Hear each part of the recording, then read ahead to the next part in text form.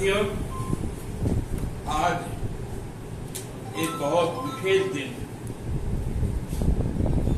आज सत्य की जीत हुई है और आप सबको बहुत बहुत बधाई। पार्टी के तरफ से माननीय उच्च न्यायालय झारखंड का जो आज एक आदेश आया है,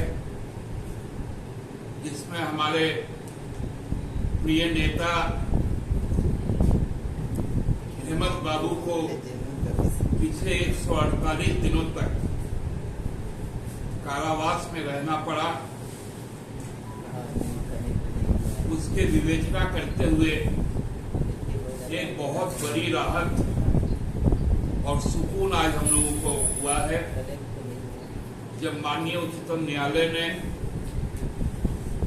उनको उनके अर्जी पर जमानत देने का फैसला किया और हम सबको अपने बीच अपना नेता प्राप्त हुआ। हम लोग शुरू से इस बात को कहते आ रहे थे और हेमंत बाबू ने विधानसभा के पटल पर भी जो बातें कही थी कि अगर एक छटाक जमीन, जो कथित जमीन 8 एकड़ कुछ डेसिमल का है, वो यदि हमारे नाम पर होगा तो मैं ना केवल राजनीति से संन्यास लूंगा, वरन इस राज्य से भी बाहर चल जाऊंगा।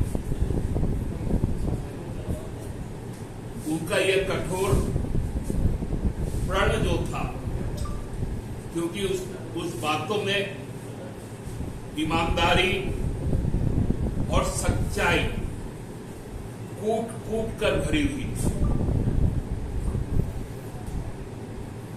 आज उसी का स्वीकारोक्ति इस जमानत के आदेश पर भी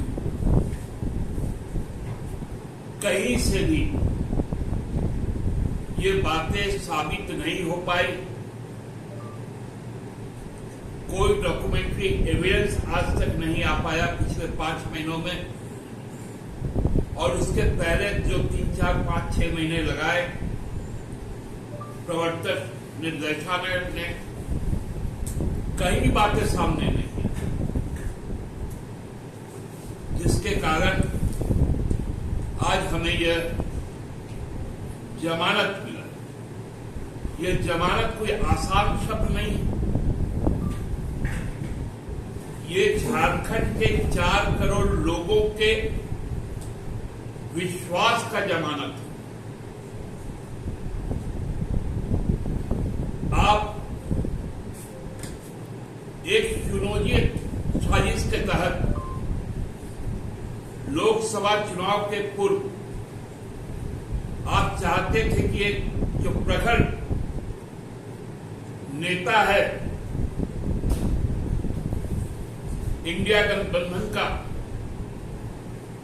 उसके पैरों में बेड़ी लगा दिया जाए, ताकि वे इस न राज्य में घूम सके न देश में घूम सके, और करोड़ों आदिवासी, दलित, अल्पसंख्यक, मजदूर, नौजवान, महिलाओं के आवाज को बुलंद कर पाए। आपने उनके पैरों में बेड़ियां डाली, हाथों में हथकड़ी डाला, ताकि चुनाव को प्रभावित किया जा सके। ये चुनावी प्रबंधन था भारतीय जनता पार्टी का। ये ईडी का इसमें कहीं कोई आरोप नहीं था, वो कठपुतली थी, वो इशारों पर काम कर रही थी भारतीय जनता पार्टी का, ताकि चुनाव में झारखंड में एनडीए को बढ़त मिले।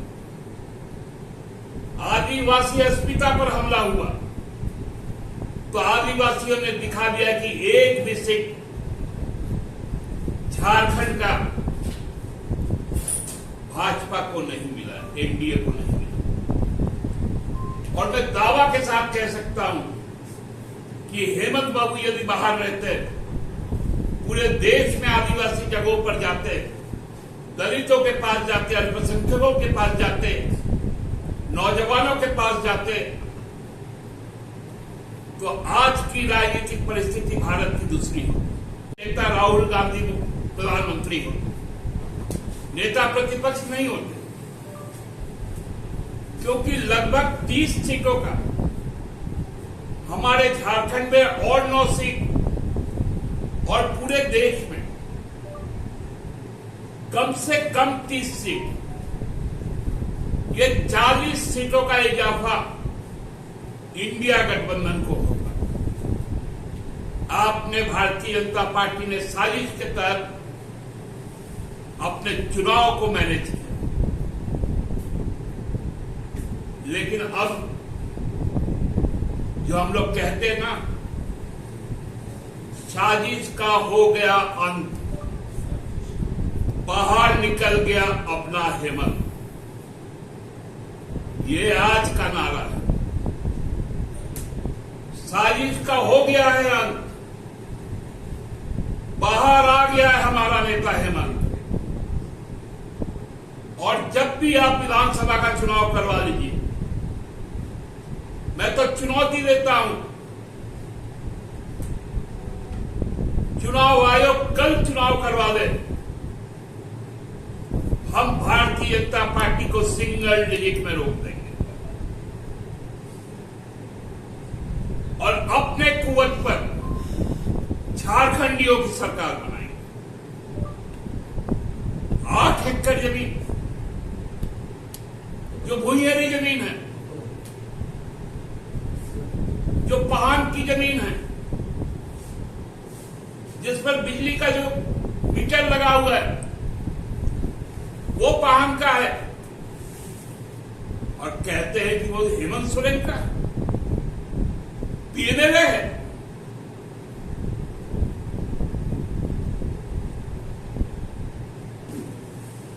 आप खोलकर सुन लीजिए, आंख खोलकर देख लीजिए और कान खोलकर सुन लीजिए भाजपा के नेताओं।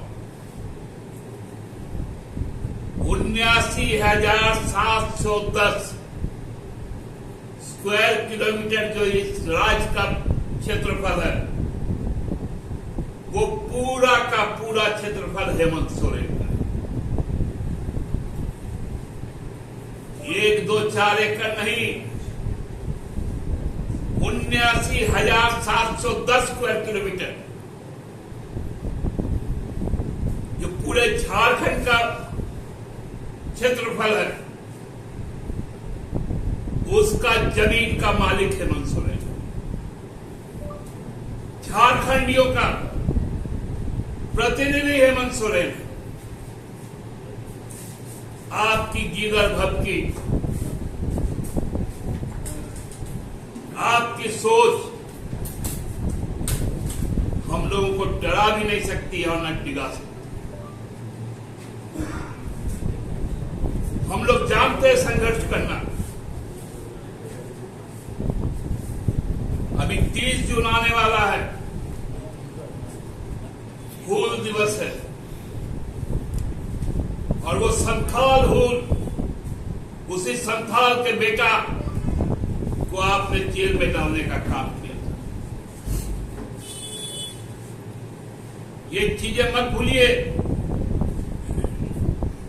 कि इस राज्य की माटी सिद्धू, कानू, चांद, भैरव, फूलो, झानो, शेख भिखारी, टिके तुमराव राव और सबसे बड़े भगवान बिरसा मुंडा की जमीन। यहां संघर्ष से आप किसको भगाते, किसको डराते? संघर्ष हमारा डीएनए है। हम संघर्ष नहीं छोड़ सकते। हम इस देश के आदिवासियों की आवाज को नहीं छोड़ सकते। दलितों के आवाज के साथ कॉम्प्रोमाइज नहीं कर सकते। अल्पसंख्यक लोगों के ईमान की लड़ाई को हम कभी भी बेच नहीं सकते, न महिलाओं के सम्मान के साथ कोई समझौता कर सकते, न युवाओं के जो आशा है, आकांक्षा है, उसके साथ खिलवाड़ कर सकते। यह हमारा प्रण। मैं पुनः आभार व्यक्त करता हूं माननीय न्यायालय के प्रति। संपूर्ण सम्मान के साथ मैं आभार व्यक्त करता हूं झारखंड के प्रतिजनों का, जिन्होंने इस संघर्ष में हमारा साथ दिया। हम आभार व्यक्त करते हैं अपने सहयोगी दलों का, जिन्होंने हमारे इस लड़ाई को लड़ने का काम किया।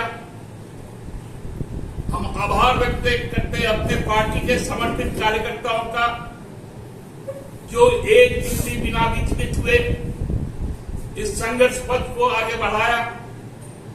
और हम तमाम लोग आभार व्यक्त करते हैं प्रिंट मीडिया, इलेक्ट्रॉनिक मीडिया का, जिन्होंने हर वक्त समान रूप से हमारी बातों को सुना, हमारी पीड़ा को सुना और उसको जन जन तक पहुंचाया। आप सबको बहुत बहुत धन्यवाद। न्याय की उम्मीद और संविधान पर विश्वास, यह हमारा आधार है। आप न्याय में देरी हो सकती है, लेकिन नकारा नहीं जा सकता। और आजकल खासकर बारिश का दिन है, सुबह उठ के शायद सूर्य का दर्शन ना हो, लेकिन बादल छाए रहते हैं। लेकिन ऐसा नहीं है कि सूरज नहीं उगता है, और हमेशा के लिए बादल रहेंगे। वो धूप तो आएगी। फिर आ गए हेमंत सोरेन, तो क्या कुर्सी सत्ता परिवर्तन होना है क्या? हम संघर्ष के लिए लड़ते हैं, इसलिए उन बातों पे हम नहीं करते। दादा, एक सवाल है कि आपके नेता बाहर आ गए हैं, केंद्र की राजनीति पे कितना प्रभाव पड़ेगा इनके बाहर निकलने से? अब देखिए ना, आपसे ही तो इन लोगों को छुई मुई खेल याद आ गया होगा।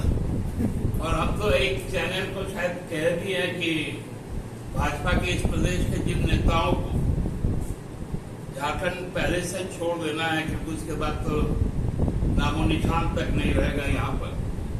तो जिनको जिनको जिन प्रदेशों में जाकर बसना हो, तो एक आवेदन हम लोगों को दे दें। हम लोग उनके यातायात का खर्च और वहाँ रहने का जो भी साधन होगा या कुछ करना पड़ेगा, तो वो भी करके दे दें। सर, एक केंद्रीय मंत्री और एक चीफ मिनिस्टर बागडोर संभाले हुए बीजेपी का है और काफी बातें भी कहे हैं। देखिए, वो दोनों बड़े बड़े स्कैम के जनक हैं। पूर्व मुख्यमंत्री, केंद्रीय मंत्री व्यापम के जनक हैं, जिसका रूप अभी नीट देख रहे हैं आप लोग। और दूसरा जो आसाम के मुख्यमंत्री हैं, वो शारदा घोटाले के जनक हैं। वो घोटाला भी आप देख रहे नीट में ही आके समा गया।